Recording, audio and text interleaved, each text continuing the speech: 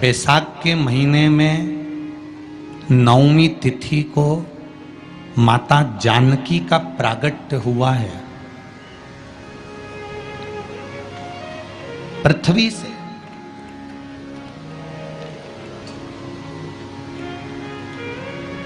कभी एक विचार करिएगा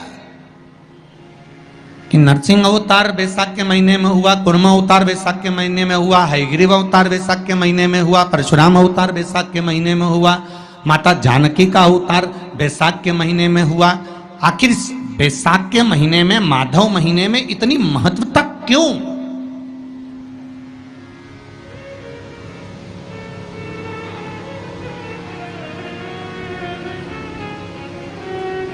बैसाख के महीने में पड़ने वाली एकादशी, चतुर्थी, प्रदोष, अमावस्या, पूर्णिमा, शिवरात्रि, ये सभी इतनी महत्वपूर्ण क्यों हो जाती है?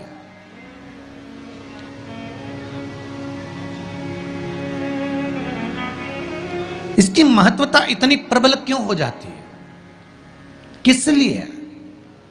क्योंकि बैसाख का जो महीना पड़ता है, सूर्य की संपूर्ण तपन, सूर्य देव अपने पूर्ण तेज के साथ में, पूर्ण तेज के साथ में मृत्यु लोक के निवासियों पर, चाहे जलचर हो, थलचर हो, वायुचर हो, चाहे जो जीव हैं, उस पर जब किरण फेंकते हैं तो संसार का जो मनुष्य है उस पर जब ताप पड़ता है तो ताप पड़ने के कारण उसके मुख से भगवान का नाम निकल ही जाता है, स्मरण नाम निकल ही जाता है। जब उसके मुख से भगवान का नाम निकलता है तो वो भगवान की शरणागति खुद ग्रहण कर लेता है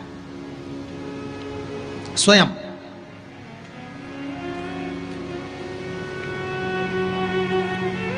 शरणागति ग्रहण कर लेना। बैसाख की पोथी पढ़ते हो आप लोग? आप में से अगर कोई पढ़ता हो बैसाख महीने की पोथी, तो उसमें एक वर्णन आता है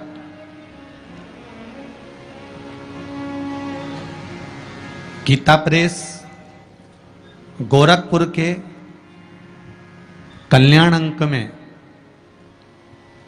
भी आप ये पावन बैसाख चरित्र श्रवण कर सकते हैं।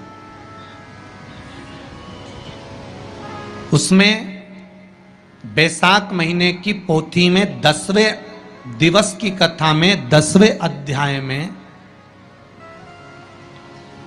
एक व्याध और शंख मुनि का चरित्र आता है।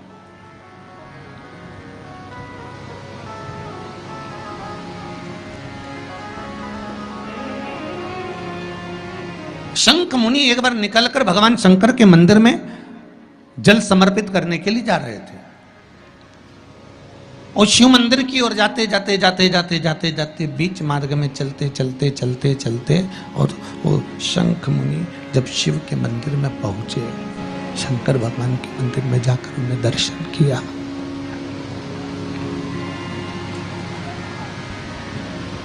जल का पात्र उठाया और वो जल का पात्र उठाकर जब भगवान शिव को समर्पित कर रहे थे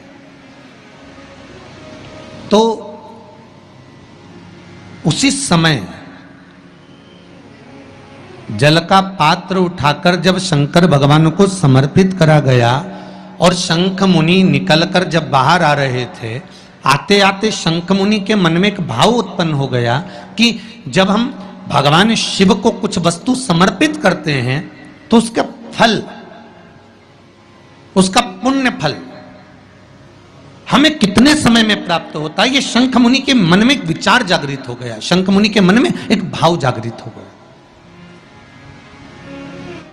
एक लोटा पानी जो भगवान शंकर को समर्पित करता है, मरने के बाद तुम्हारी औलाद तुम्हारा किसी पवित्र नदी में तर्पण करे ना करे, तुम्हारा शिव को दिया हुआ जल तुम्हारे खाते में पहुंच जाता। आपने जो शंकर भगवान को एक लोटा जल दिया है, शिव जी को एक लोटा पानी चढ़ाया, शंकर भगवान को एक लोटा जल समर्पित करा है, शंकर भगवान को एक लोटा जल अगर आपने दिया है तो वो आपके खाते में पहुंचेगा जरूर, ये निश्चित है, पक्का है।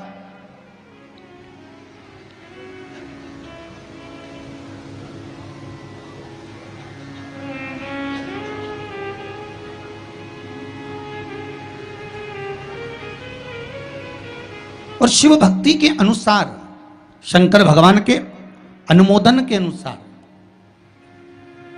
पहले भी कथा में कहा, आज फिर कह रहे हैं, आप जब शंकर भगवान को एक लोटा जल समर्पित करते हो तो वो 33 कौटि देवताओं के हिस्से में चले जाता है, एक भाग पितरों के हिस्से में चले जाता है, एक भाग आहूतों के हिस्से में चले जाता है, एक भाग वाचुकों के हिस्से में चले जाता है। आपने जो भगवान को दिया वो धीरे धीरे धीरे धीरे धीरे धीरे धीरे बढ़ता चले जाता है, भगवान के धामों में पहुंचता चले जाता है। जिन जिन को आपने नहीं भी दिया, शंकर भगवान पे चढ़ा हुआ जल उन तक भी पहुंच जाता है। ये केवल आपकी निर्मल और आनंदित भक्ति के बल पर पहुंचता है, भक्ति के बल। भगवान ब्रह्मा और भगवान विष्णु ने जो मंथन किया, उस मंथन में जो शिवलिंग निकला, और ब्रह्मा जी के मुख से निकल गया कि ये शिवलिंग जो निकला है इसके चरण कहाँ हैं, इसका शीश कहाँ है, जरा पता करा जाए। और ब्रह्मा स्वयं भगवान शंकर का सिर देखने के लिए जा रहे हैं, और भगवान विष्णु मृत्यु लोक में नीचे तलातल में, रसातल में, पताल में भगवान शंकर का चरण ढूंढने के लिए जा रहे हैं, भगवान शिव का चरण।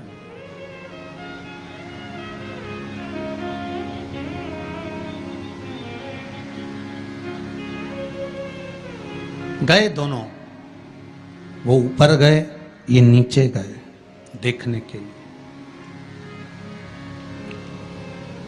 कई लोग शिव महापुराण की कथा, स्मरण, भजन, कीर्तन सुनने के लिए नहीं जाते हैं। मंदिर में कई लोग भगवान शंकर पर जल चढ़ाने नहीं जाते हैं। कई लोग ये देखने के लिए जाते हैं कि कौन आया कौन नहीं आया, किसने सुना और किसने ना सुना, किसने धारण करा किसने ना करा।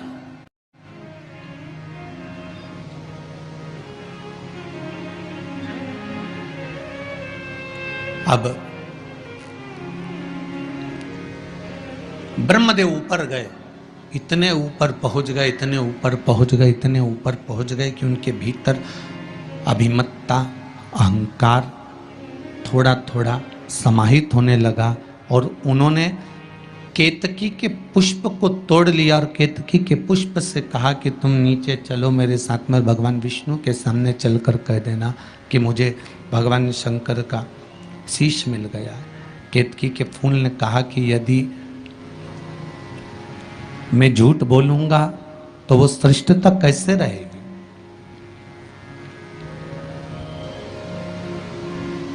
मेरे झूठ बोलने की श्रेष्ठता कैसे होगी,